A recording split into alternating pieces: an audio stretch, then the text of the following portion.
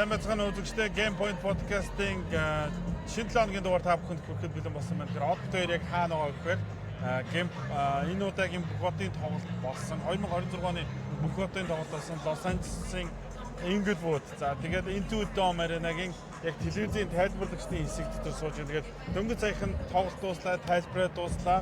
Бидний хийх ажил Бухотын тоглолт одоо All-Star дуслаа. Одоо бидэнд юу ажиллаж байгаа гэхээр Game Point Podcast-ийн энэ удаагийн дугаарыг хийх ажил маань үлдэж байна. За тэгэхээр одоо яриага юунаас эхлэхээр энэ удаагийн Бухотын тоглолт чиний хувьд хэр болов? Энэ маш их таалагдлаа. Ер нь бол Бухотын тоглолт эхлэхээс өмнө маш олон шүүмжлэлд агуулж ирсэн шүү дээ. Энэ ерөөсөө тоглогчдоор тоглолтгүй ерөөсөө өрсөлдөхөө болцсон гэх мэттэй олон шүүмжлэлд агуулж ирсэн. Гэвч яг ингээд шинэ форматууд үнэхээр үйлчилж байгаа юм шиг санагдлаа. Яг айгүй олон бэлтгэмтний улмаас айгүй олон тоглогчид тоглож чадсангүй. Гэхдээ маш олон гоё өрсөлдөөнийг харуултаа эцсийн мөч хүртэл. Тэгээд финалийн тоглолт ерөнхийдөө нэг жоохон өөр болсноос биш. Эхний 3 тоглолтод ч маш гоё өрсөлдөөнтэй байсан.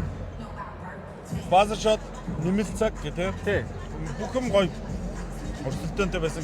Сүүлийн мөчид тэгээд тэр нөгөө Wemby шидэд алдаж байгаа зэрэг бол ерөөсөө сагсан бөмбөгөөс хүсч болох тэр төгсгөлүүдийг эхний 3 тоглолт бүгдийг нь өгсөн боловч тоглолт бүхэлдээ тийм төгс байж шаардсангүй. Тийм Wemby гэж хэлсэн дээр би яа вэ? Wemby дөнгөж тоглолт эхлээд эхний позишн Wemby-гээр яваад Wemby тэр доор шахаж оноо аваад ер нь бол тоглолтыг энэ All-Star-ийн тоглолт ер нь бол өрсөлдөөнтэй болно гэдгийг яасан тийм. Химлийг Wemby тодорхойлсон. Тодорхойлсон. Яг Anthony Davis хийжсэн ихний тоглолтын дараа тийм.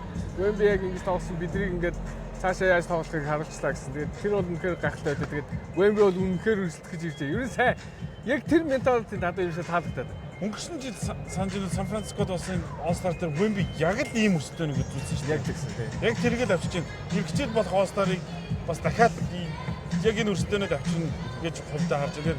Эх жилийн All-Star-ын Бухотын тоглолт Phoenix хотод зохион байгуулсан. Тийм учраас хоёр багийн эзэн гарч ирээд Clippers-ийн эзэн, Phoenix-ийн эзэн хоёр гарч ирээд сая биендээ нэгсэндээ бамбар шилжил бүл ялгаалбасаар боллоо шүү дээ. Тэрэн дээр Steve Ballmer-ыг нэг хэлсэн үг байлаа да сая. Бид нар хоёр дахь нь гэдэг. Бид нар хоёр дахь багтаа сэтгэл хангалуун байлгаа гэж. Аах удаа. Би ингэж бодоод байдаг. Ер нь бол Clippers яг өмнөх эзний үеэс Steps орж ирснээс хойш ер нь бол Kawhi-г авчираад маркет айгу буруу хийсэн гэж бодоод байдаг байхгүй. Одоо Griffin одоо Texas Kawhi Clippers энэ хоёр одоо үед Clippers маш буруу маркетингээ илээд хийсэн. Яасан гэхээр Los Angeles гэдэг Dex гэдэг баг уусаа энэ одоо сэрийг болон энэ хотыг болон NBA-д бүр том франчайз болсон байхад шууд тэрийг даваад Триксод юу ч бид нар нэг номер гэж маркетинг хийж гиснээс болоод энэ хотод ер нь фан бейс одоо том фан бейс болох тэр одоо боломж хаат. Тэгээ ер нь энэ хоёр чинь ингээ банк rival гэдэргээд явсан шүү дээ. Одоо харин тэрийг хүлээ зөвшөөрж байгаа юм шиг санагдлаа. Яг энэ сайн юм гэж байна шүү дээ. Би одоо тэгж бодож байна. Тийм. За Бухотын тоглолтын Slam Dunk-ийн тэмцээний тухай. Тэр өстө сэтгэл дундуур байна. Slam Dunk ер нь хагасны арга хэмжээний тухай. Сэтгэл хангалуун зүйл байсан уу? Яг гурван шилжилтийн тэмцээн бол үсээ явдгаараа явлаа. Сүүлийн тэр Booker Devin Lillard яг тэр өрсөлдөөн бол гайхалтай байдаг. Booker үнэхээр сүүлийн тэр 3 money ball-ны нэгийг хийсэн бол хожих боломж байлаа. Тэр бол өрсөлдөөн гоёсэн. Голын тэр challenge-ийг солиод тэр нэг үүтэй shooting stars шүү дээ. Тэр зүйл яг надад нэг тийм сонирхолтой санагдсангүй. Slam Dunk-ийн үнэхээр disappointed. Надад ерөөсөө таалагдсан. Орж байгаа хүмүүс нь ч таалагдсангүй. Үзүүлж байгаа үзүүлбэр нь гэсэн юм нь тэгэхгүй л байна. Тэгээ үнэхээр сүүлийн жилүүдэд Slam Dunk-ийн тэмцээнийг аврах нэг хэрэгтэй болчиход байна те.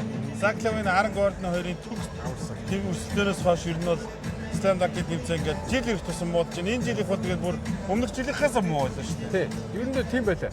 Тэгээ ер нь бол миний бодлоор Slam Dunk-ийг баг бодоод ондоо зүйлээд би одоо сая WNBA-гийн нэг хэсэг тоглоод байгаа. Яг тэрэнд ачимаар юм шиг санагдаад байгаа. Slam Dunk-ийн тийм. Нэг хэсэг нэг тоглоо. бүх хотын тоглолтын тэндээс сагсан бөмбөг л үзмээр байна шүү дээ. Тэглэгээ авах. Тэглэгээ авах. Наад санаа гэж бол би надад бол таалагдсан. Тэгвэл үзэгчдээ маш их сонирхолтой байхад өгсөн. За тэгээд ер нь гол арга хэмжээнүүд 2 өдөр бэмбэм гарагт болдог. Тэгээд энэ жилийн бүх хотын тоглолт бас нэг онцлог зүйл нь юу вэ гэхээр их өдөр иш боллоо. 2 цагаас эхлээд 5 цаг дуусчихна гэж чинь ер нь очиж исэн бүх хотуудаас хамгийн эртний нь байлаа. Яагаад? Чи нөгөө шинэ телевизийн гэрээнээс NBC одоо TNT-гээс NBC удалж авсан. NBC болохоор Америкт олимпик бүх зуны ойлын, бүгдийн ойлын, бүх олимпийн тэмцээнүүдийг гаргадаг телевиз. Тэгээ яг одоо өвлийн олимпик талд болж байгаа. Яг тэрийг гаргахын тулд одоо яг prime time буюу яг оргил цаг дээр тэр эхэлж байгаа учраас NBA-гийн одоо энэ All Star-ыг нааштай тасвар арга болсон. Тэгээд зарим одоо давуу их байж. Нөгөө талаар бас олимп 4 жилийн болдог учраас тэр тэмцээнийг алдахыг бас хүсэхгүй байгаа. Тэгэхээр шууд дамжуулагчийн үүргээ бас нөгөө талаар биелүүлсэн учраас энэ жилийн бүх хотын тоглолт нэлээд эрт боллоо.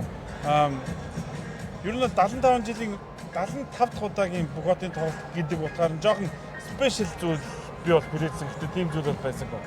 Тэглэгээ авах. Тэглээ. Тэгээд бүх одоо ингэ явж байгаа одоо Лос Анжелес хотч болж байгаа гэсэн ч гэсэн ер нь Clippers гэдэг франчайзын одоо талбай дээр гэртэн болж байгаа гэдгийг бүр фокус болгох гэсэн бол юу Legacy талаар бүр дурдсан ч юу энэ дээр. Тэгээ одоо ингээд логогийн харахад цэнхэр улаан байгаа шүү дээ. Тэнд ямар ч ягаан шарч юм байхгүй байгаа шүү дээ.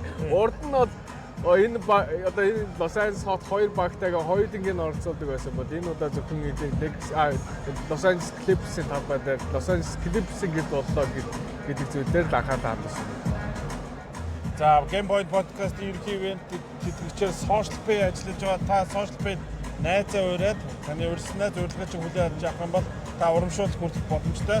За таны найз Social Pay яаж ажиллах гэх юм бол өөрийн карта, Apple Pay, Google Pay-д холбоод гар утснасаа бүх төрлийн төлбөр тооцоогоо гадаад болон дотооддоо хийх боломжтой болж байгаа шүү. Social Pay хэрэглээрэй. Social Pay-ээр хамтдаа урамшуулал авах найзаа урийн аянд таныг урьж байна. Social Pay-ийн хэрэглэгч та шинээр найзаа урих бүртээ 5,000 төгрөгийн мөнгөн урамшуулал аваарай. Харин таны урилгаар аппликейшнд амжилттай бүртгүүлсэн найз чинь Social Pay дээрх Virtual Mastercard, Google Pay эсвэл Apple Pay-д холбоод 10,000 төгрөгийн урамшуулал авч дэлхийн хаач хамгийн хэлбэрээр төлбөр тооцоогоо хийж олон төрлийн урамшуулал хөтөлбөрт хамрагдах боломжтой. Social Pay-ээр найзаа урьж, найзтай ч гэсэн бэлэг бариарай.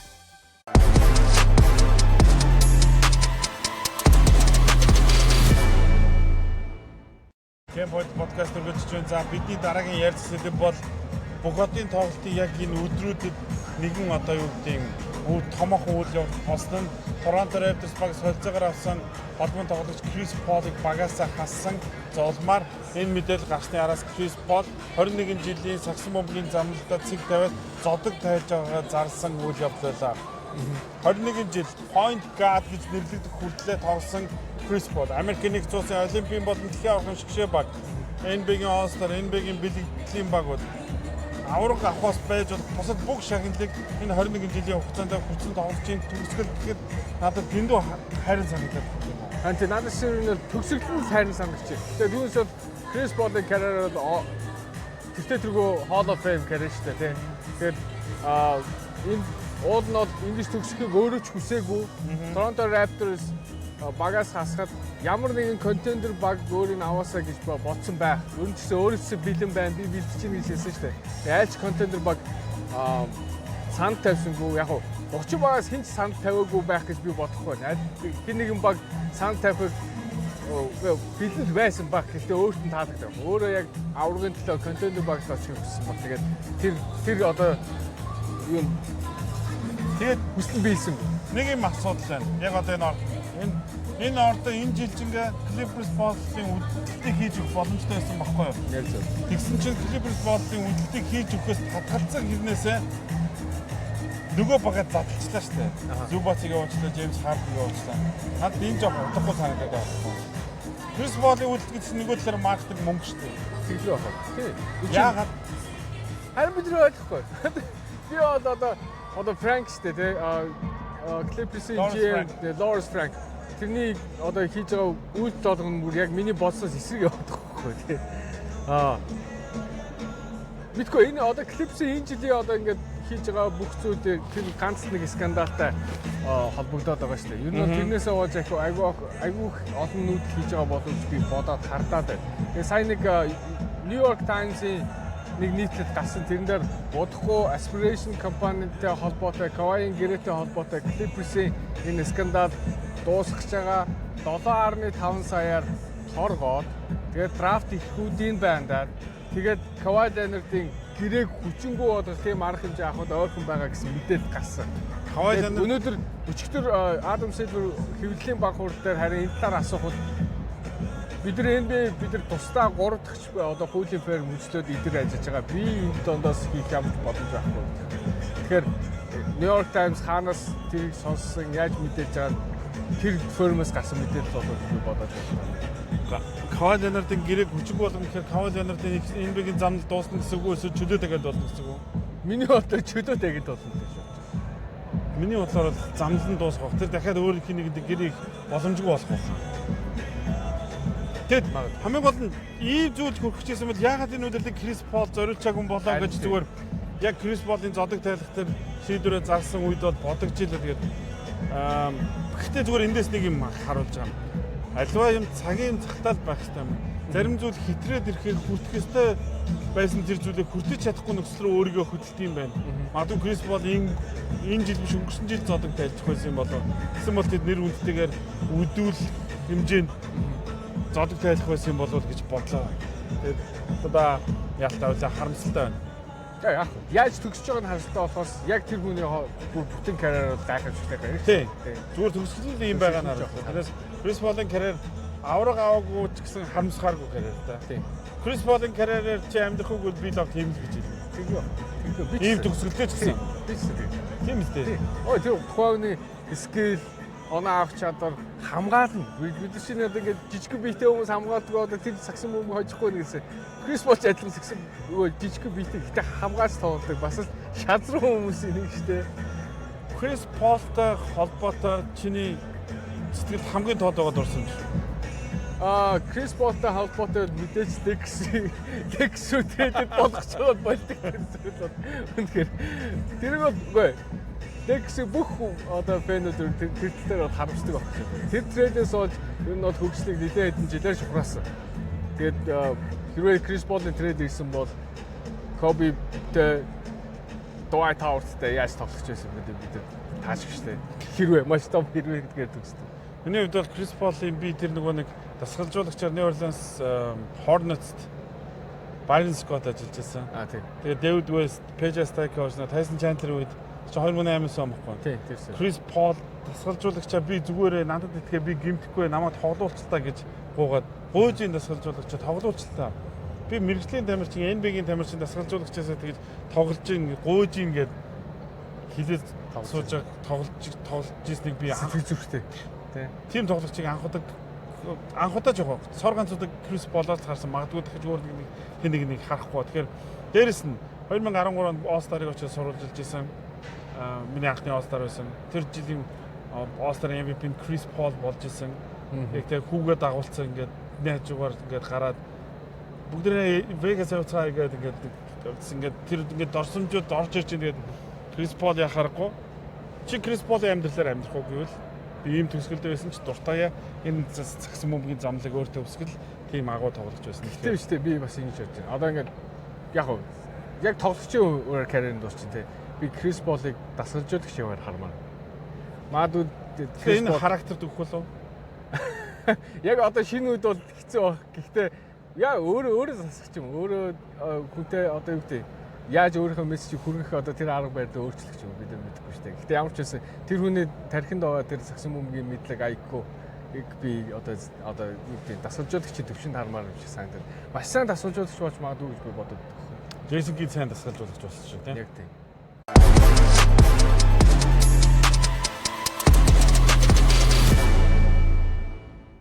Game Point podcast event тэтгэгчээр үе мөчний шингэн доктор Joint Movement Colcosum-ийн ажиллаж байгаа. Үе мөчөнд хэрэгтэй байгаа тэр шимт хичээлийг өгдөг учраас сугаа ажил эрхэлдэг, спортоор хичээлдэг, гэмтсэн, хэвтрийн дэглэмтэй ер нь хэн бүхэнд энэ бүтээгдэхүүн зориулагдсан учраас Game Point podcast-ийн зүгээс хамгийн чанартай глюкоз амныг та бүхэн санал болгож байгаа юм шүү. Цогц найрлага бүхий үе мөчний шингэн доктор. Үе мөчний өрөвсөл, өвдөлттэй, бэртэл гэмтэлтэй, спортоор хичээлдэг, ахмад настан, суугаа ажил хийдэг бүх хүмүүст тохиромжтой. Энэхүү бэлтгэл нь өрөвсөл болон өвдөлтийг намдааж, эдгэрэлтийг түргэсгэж, үений шингэнийг нөгснөөр үе мөчний хэвийн үйл ажиллагааг дэмжинэ. Үе мөчний шингэн доктор.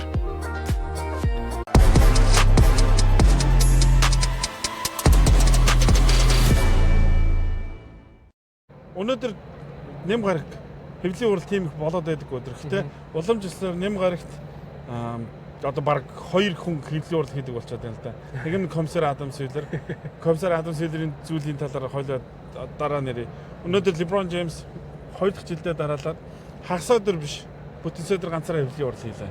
Зөвхөн тусдаа ганцаараа. Өчтөр бол бүх одоо тоглогч нар хэвлэлийн уралд ирж оролцсон, хэвлэлийнхэн чөлөөтэй яриа өгсөн, оногцсон үүргүүдээ биелүүлсэн, ойрлогдсон телевизтэй. LeBron James хэрэггүй. LeBron James ер нь миний мэдгээр сүүлийн 7-8 жил ингэж ганцаарсан яриаг хийсэнгөө. Энээс угаасаа зайлсхийдэг болцсон. Хоёрдугаар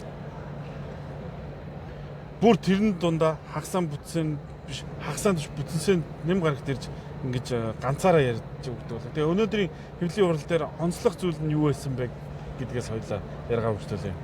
Онцлог зүйл нь яг уу зөвхөн LeBron-ы хэвлэлийн урал биш. Ер нь бол энэ хүнийг хизээ ретайр болох вэ, хизээ зодгоо тайлах вэ гэдгийг хэвлэл мэдээлэл одоо бүр ингэж хүлээж ин хизээ гэдэг одоо тэр хугацааг сонсгоод байна шүү дээ. Яг хизээ хугацаанд тусах гэдэг юм бэ гэдэг.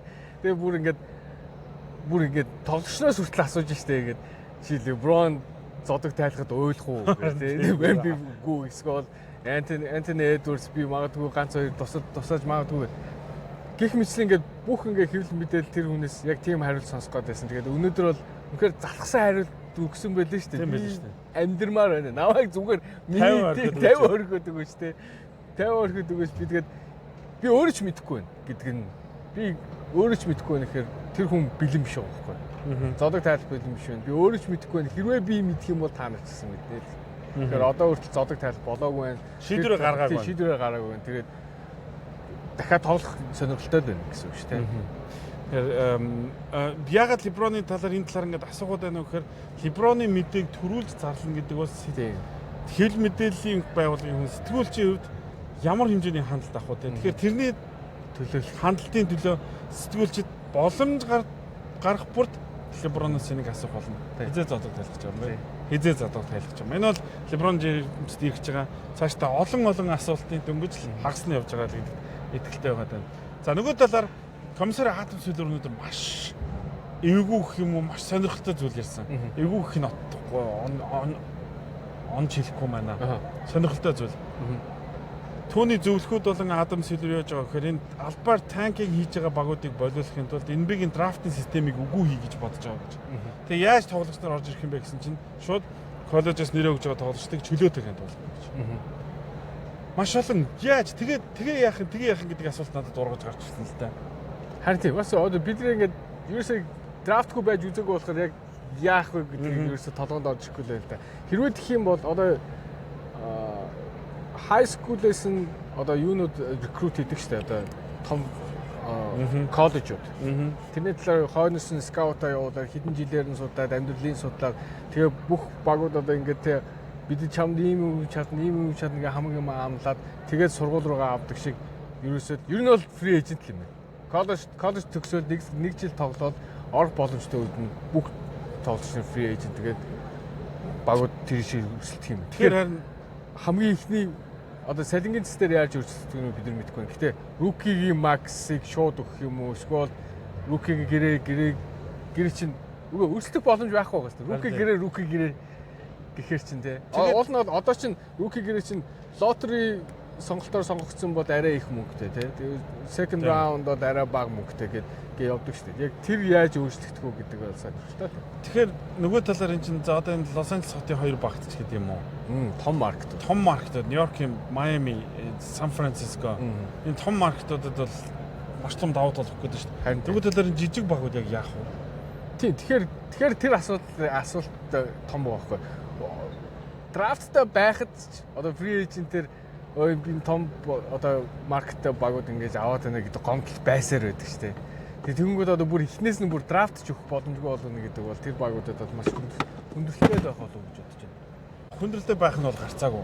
Тэгэхээр шудраг бус байдал руу эргөө төлчих болно. Тэгэхээр уусаа энэ цалингийн хатуу бодлого ингийн драфтын гэм драфт руу ингэж ундаг байдлыг дэврээцэн, өрдөөсөн. Одоо энэнийхээ сөрөг талыг буцаад амсаад авчаас энийгээ засгаад хичээгээд юм тий. Тэгээд аливаа нэг шийдвэр угаасаа хоёр талтай байдаг гэдгийг баталсан энэ үйл явдал яхаарахгүй боллоо гэж харж байна. Гэхдээ энэ бол санал төдий явж байгаа хэрэгжихэд хол байгаа учраас энэнийг хэрэгжүүлэхэд бол маш их хугацаа тавьж агаад нэлээд олон өөрчлөлтийг хийх болов гэж бодож байна. Тэрнээс шууд хэрэгжүүлэхэд бол бэлэн биш зүйл гэж харж байна. Game Point podcast бидэнд хамт байсанд баярлалаа. Бүгдийн 7 хоног битээр нэлээд завгүй байсан учраас энэ удаагийн дугаарыг тэгж их хурд яриад яах вэ? Тэд дөрвөн бүхний тоглолтыг Монголд байсан бүх хүн, Америкт байсан бүх хүн ялгаагүй бүгдээрээ зурагтаараа үзсэн байх. За тэгээд дараагийн 7 хоногийн дугаараар уулзлаа баяртай. Game Point podcast event хэвчээр social pay болон Joint Movement Colcosum-ын ажиллалаа. Элей отоос од ялалтнаар байлаа.